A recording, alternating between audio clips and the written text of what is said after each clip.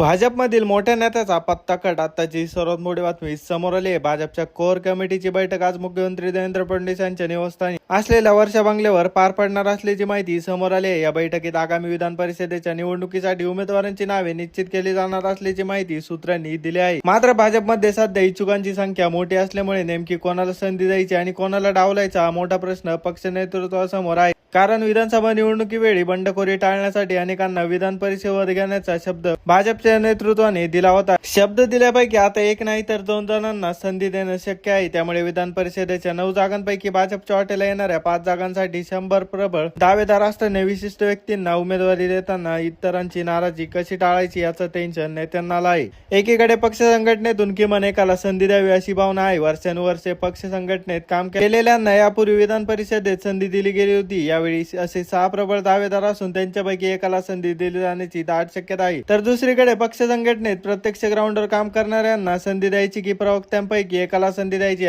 याची चाचपणी सुरू असल्याची माहिती